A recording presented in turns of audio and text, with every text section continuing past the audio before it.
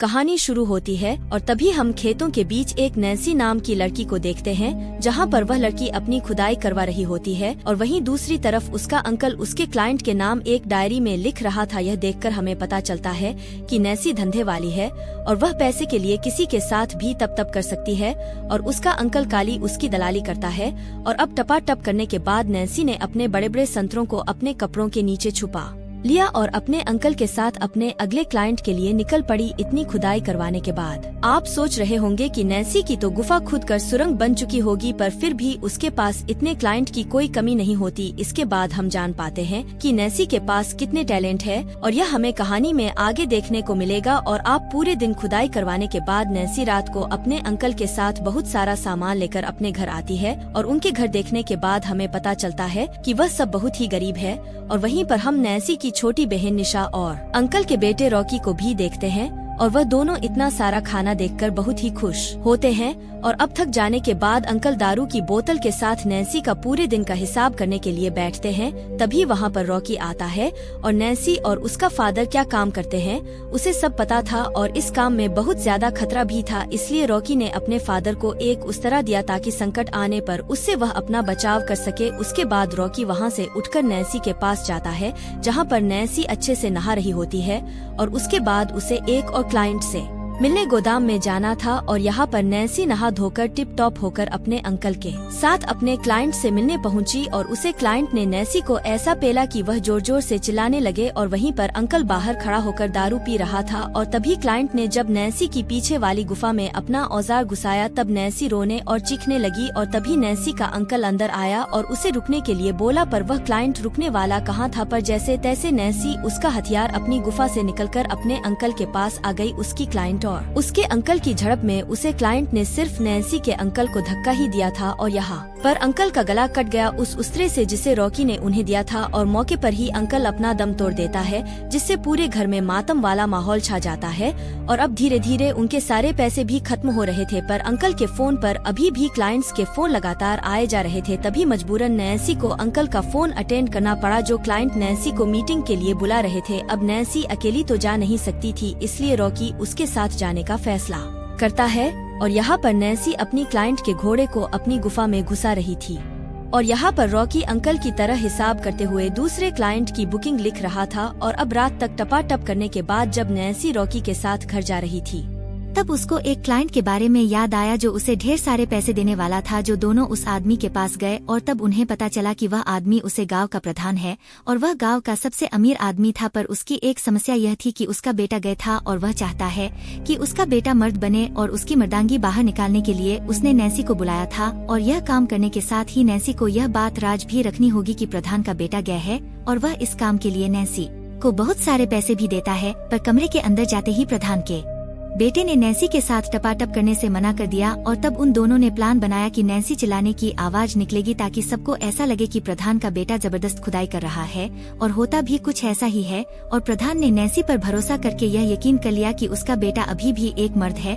और प्रधान से पैसे लेने के बाद रॉकी अपने घर चला जाता है। अगले दिन रॉकी ने पूरे गाँव में नैन्सी के बारे में प्रचार कर दिया, जिससे बहुत सारे मजदूर नैन्सी की गुफा में खुदाई करने के लिए आने लगे। और अब सब कुछ अच्छा चल रहा था और अब उनके पास अच्छे खासे पैसे भी आने लगे थे। पर एक दिन उनके इस धंधे के बारे में पुलिस ऑफिसर सैम को पता चला गया था और वह तुरंत रॉकी से मिला और उससे अपना कमीशन सेट किया। और उसके बाद उसने भी नैन्सी की टांगे उठाकर उसकी सवारी करी और ऑफिसर को भी आज तक इतना मजा कहीं नहीं मिला था। और तभी से ऑफिसर ने रॉकी को भी अपने गए कांस्टेबल के साथ इंटीमेट होने को बोला और मजबूरी में रॉकी को भी यह सब करना पड़ा। और इसके बीच रॉकी को कई बार वोमिट भी हुई और अब यह करते हुए कई माह गुजर जाते हैं। और अब रॉकी भी गाँव की कई औरतों के साथ मीटिंग्स लेने लगा। और अब इन दोनों भाई बहनों ने मिलकर गांव में बहुत तगड़ा टपाटप वाला बिजनेस सेट कर लिया था। और अब रात में वो अपने घर आते वक्त तभी उन्हें रास्ते में पुलिस ऑफिसर सैम मिला। उसने अपना कमीशन लिया और आगे बढ़ गया। और अगले दिन नैन्सी की काफी ज्यादा तबीयत खराब हो जाती है और तभी रॉकी उसे कंबल उड़कर खुद बाहर दवाइयाँ लेने चला गया। और इसी दौरान सैम भी गाँव का दौरा कर रहा था और तभी उसे कॉलेज से घर जा रही एक जवान लड़की दिखाई देती है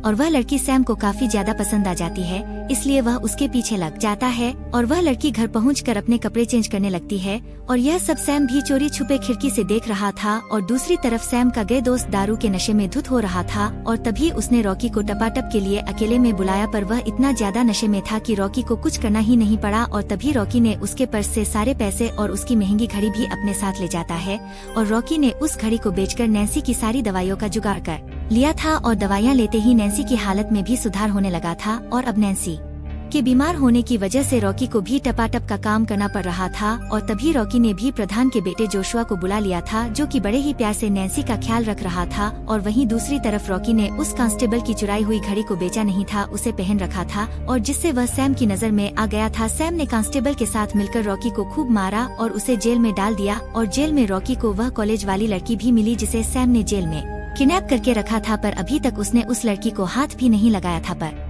सैम उसके साथ जबरदस्ती नहीं करना चाहता था, वह उसकी मर्जी के साथ ही उसके साथ टपाटप करना चाहता था। और वहीं दूसरी तरफ रॉकी के घर न आने से घर का खर्च निकालना मुश्किल हो गया था और यहाँ तक कि सभी दुकानदारों ने भी नैन्सी को उधार देने से मना कर दिया था। और अब कमजोरी की वजह से नैन्सी घर में ही बेहोश हो जाती है और उसके बाद उसकी छोटी बहन निशा ने ही उसे जैसे तैसे होश में लाया। और जब जेल में रॉकी ने उस लड़की से बात की तब उसका नाम पता चला, उसका नाम अमाया था। अमाया ने रॉकी से खुद के लिए हेल्प मांगी, पर यहाँ पर रॉकी की खुद हालत खराब थी, इसलिए वह उसकी हेल्प कैसे कर सकता था। और अब उनके बीच में चल रही बातें सैम सुन लेता है, जिससे वह गुस्से में आ जाता है और अब वह अमाया को अपना खौफ दिखाने के चक्कर में रॉकी की खूब सारी कुटाई कर दी। और फिर वह रॉकी को धमकता भी है कि अगर वह अपना मुंह नहीं खुलेगा तो जिंदा भी रहेगा। और तभी वहाँ पर सैम का एक दोस्त आता है और उसकी बातों में आकर सैम ने अमाया के कपड़ों को चेंज कर दिया और साथ ही उसके संतरों को भी टच किया। और यह सब देखकर रॉकी को बहुत बुरा लगता है, लेकिन अब वह कुछ कर भी नहीं सकता था। और अब सैम को रॉकी की वही डायरी भी मिल जाती है जिसमें वह सब हिसाब किताब लिखना था। और अब वह उसे किताब को लेकर रॉकी के पास आया और अब उससे उन क्लाइंट के बारे में उससे पूछताछ की और उसके बाद उसे जेल से छोड़ने के लिए उसने रॉकी से पैसे मांगे, पर उसके पास अब पैसे नहीं बचे थे क्योंकि उसके सारे पैसे नैन्सी की दवाइयाँ में लग गए थे। अब सैम ने पैसे निकालने का दूसरा तरीका अपनाया, जिसमें उसने डायरी में से एक क्लाइंट के नंबर लेकर उसे फोन लगाया और उसको पुलिस स्टेशन बुलाया और उसने अमाया के साथ उसे टपाटप करने को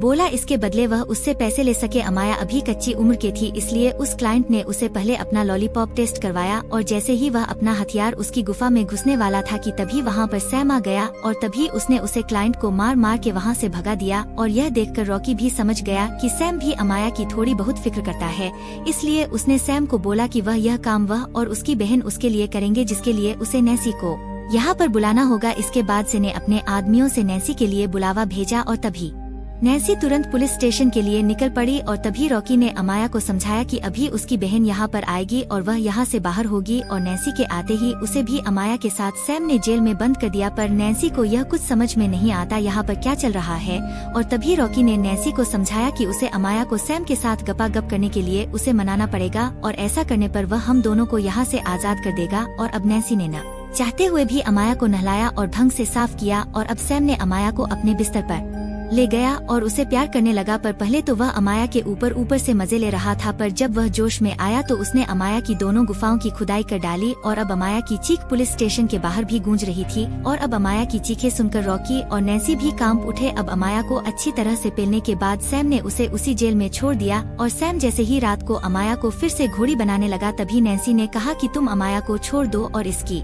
जगह मैं तुम्हारे साथ तप करने के लिए तैयार हूँ। और तभी सैम ने अमाया के सामने ही नैन्सी को अपने घोड़े पर बिठा लिया और उसकी सवारी करने लगा, क्योंकि थोड़ी देर में अमाया को भी उसके घोड़े की सवारी करनी थी। और तभी सैम को चरम सुख प्राप्त होने वाला था। तभी नैन्सी ने मौका देखकर सैम का गला काट दिया और चाबी लेकर लॉकर को खोलकर अमाया और रॉकी को बाहर निकाल लिया। पर तभी अमाया ने एक रोड उठाकर सैम के पिछवाड़े में डाल दी, जिससे कि अमाया को काफी सुकून मिला, जो कि उसके चेहरे पर हम साफ देख सकते हैं। और फिर सैम की मौके पर ही मौत हो जाती है और वह तीनों वहाँ से भागकर अपने घर जाकर अपना सामान बांधते हैं। और तभी वह उसे गांव को रातों रात छोड़ने की प्लानिंग करते हैं। और अब अमाया को अपना नया पार्टनर मिल चुका था, जो कि रॉकी था, और तभी वह इस गांव को छोड़कर चले जाते हैं। इसी तरह इस मूवी की समाप्ति हो जाती है। अगर आपको मेरा मूवी एक्सप्लेन अच्छा लगा हो तो वीडियो को लाइक करना और चैनल को सब्सक्राइब करना।